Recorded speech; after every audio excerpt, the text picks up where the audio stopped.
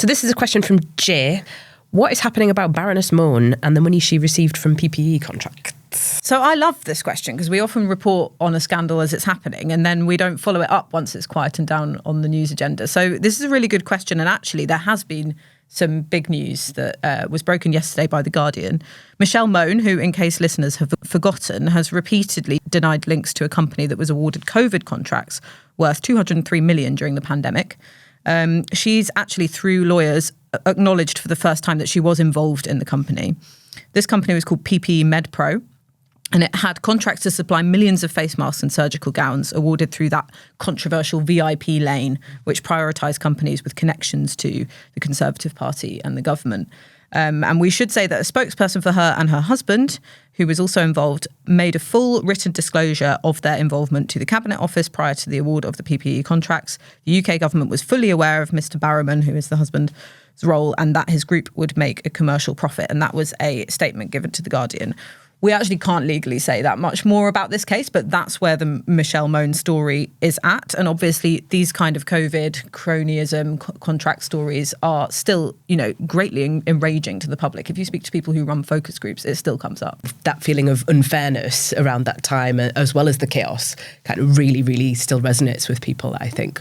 One of the things that struck me about this story, and another one which came out this week, was about Boris Johnson, or rather Downing Street, repeatedly denying that he said, let the bodies pile high. Yes. And yesterday at the covered inquiry, where people have to give evidence under oath, Eddie Lister, who was working in Downing Street at that time, confirmed that was the case and that is something that he said.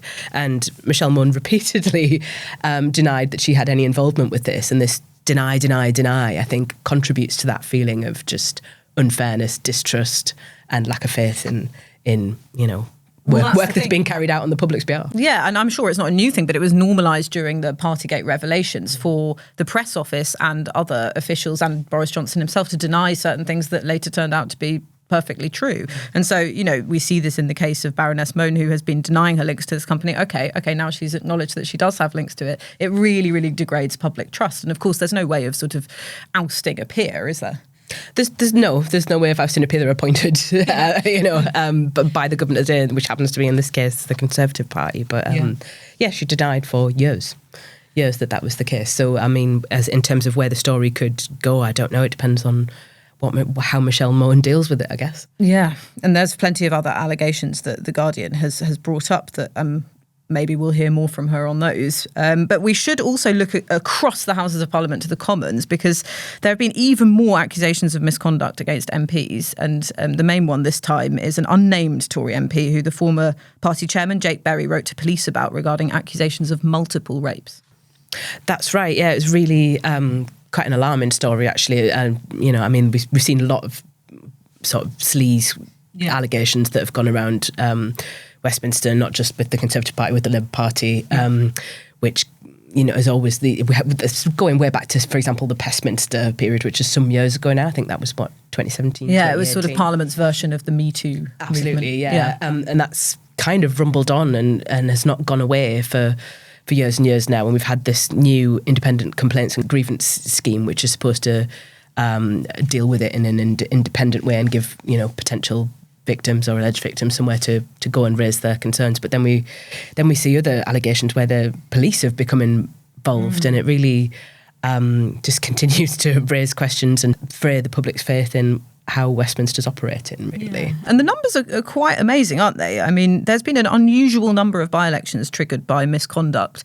And the IFG, the Institute for Government that keeps an eye on all of these things, says that this is an unusual number caused by this reason. There's been 19 by-elections in this Parliament alone. And the Tory majority has fallen from 80 in 2019. We remember that 80-strong Tory majority to just 50. And a lot of those have been because of allegations against MPs involving sexual misconduct, bullying. Either they've resigned over them of their own accord or they've had to go to recall petitions. I think Peter Bone's recall petition starts in a couple of days. So these stories keep on coming. And like you say, that does make you think that Westminster is far from a professional workplace. But then again, does it suggest that MPs are being held to account slightly more for this kind of behaviour?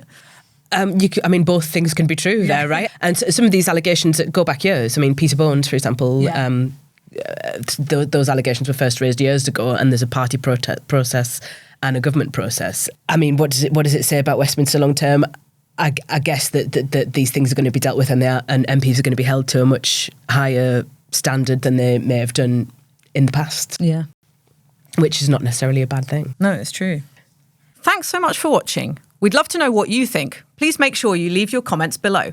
And if you enjoyed watching this podcast, you can watch more of our videos on our YouTube channel. And don't forget to like and subscribe.